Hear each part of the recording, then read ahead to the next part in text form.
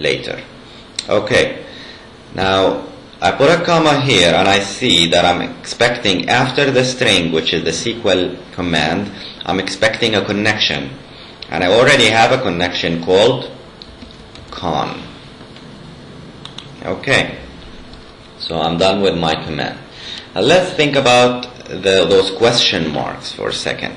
Those question marks are parameters, and in fact they will get their value from this text box called txtun and this text box called txtpwd.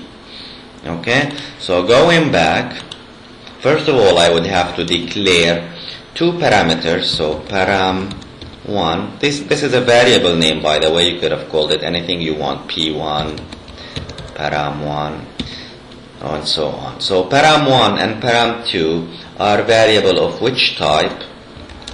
OLE DB parameter. So again I will use the OLE DB class.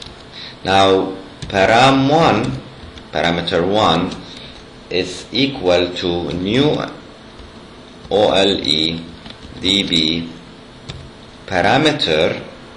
Okay, and this constructor will use the name of that parameter as a string. What is the name? Username.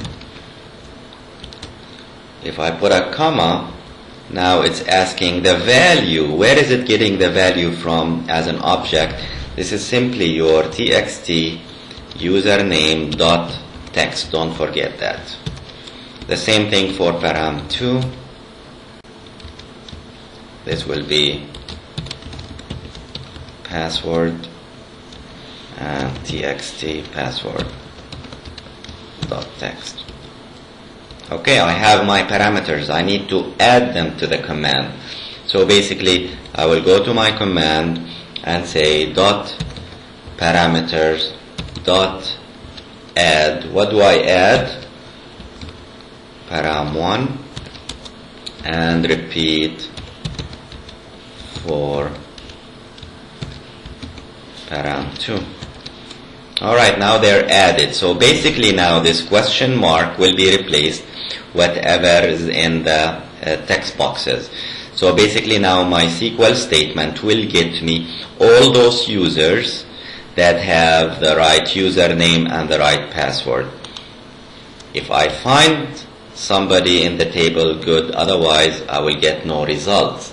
So basically now I need to execute my command as the last step. So I will use the reader object, so dem reader, as an OLEDB data reader. This reader object simply will have whatever your command is getting you. So when I execute my command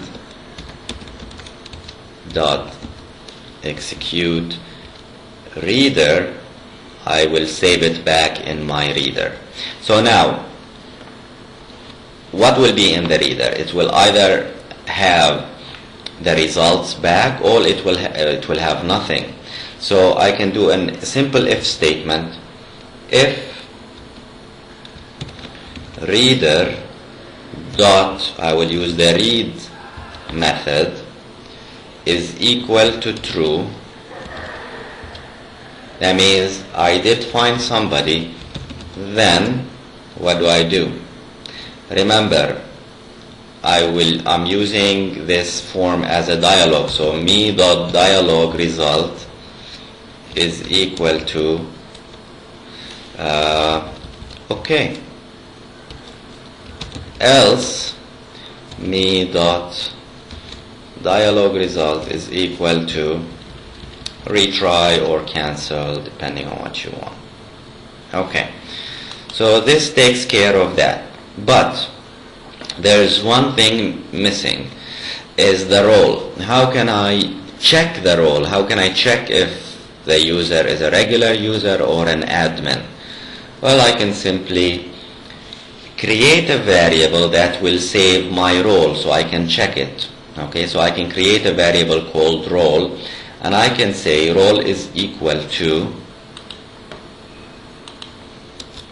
dim role as string, and role is simply equal to the reader itself dot get string.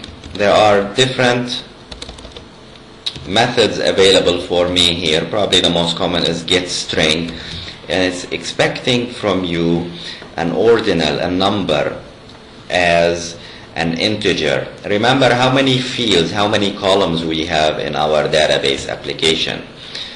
We have 1, 2, 3. They are numbered 0, 1, 2. So the role is number 2. Alright, so let's go back and say 2. Get me 2. So now role will have in it either an admin or a user. So I can do an if statement in the other form. But there is one thing here that is not right. I declared role within this subroutine, within the button click, means it will only be accessible here. Now we learned that if I want it to be accessible elsewhere within the same class, I can declare it here. But what if I want it to be accessible everywhere within my application, even in a different form, in form 1, for example? Well, what I can do, I can add it in a module. So I will go to the project menu and say add module. Okay, you can keep the name module 1, and in here I can say I need to declare it as a public role as string. So basically this is saying that role is a public member that is accessible anywhere throughout my application. Good. So now going back to the login form, my role, you see I don't have an error here because my role is simply getting its value from get string, and it's declared in the module. Okay, moving on, we don't need to do anything else here. Well, we can do one thing. Actually, we can say that the role here, else role is equal to nothing. Okay, so like that I know that my role will have a value. So going back to form 1 now, what do I need to do here? Remember, I am still getting something from the show dialog. So if it's okay, meaning I found the user, I want to do all of that. Well, most of it, except for this admin thing right here. So this I will only make it visible if the role is an admin. So I will add an if statement right here. I will say if role is equal to admin, that's a possible value, right? Then what? Then go ahead and show me this. Else, that means it's not an admin, regardless of what it is. I will make sure you set it to false. Okay, so let us test our application. Okay, I don't see the admin menu. I have customer and reports. I can see them, but they are disabled. The only thing enabled is the exit and the login.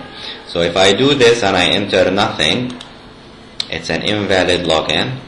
If I do this and enter invalid information, Samer, also invalid. And finally, if I enter valid information, Samer, and Samer 1, 2, 3. Remember, Samer is what? Admin. So therefore, I will see the admin. Now, if I log out, everything goes back to normal. Let us go back and try the guest. Guest 1, 2, 3. And in fact, customers and reports are there, but not the admin. So that's my if statement that is checking the role. Okay, this is it for this lesson. Thank you.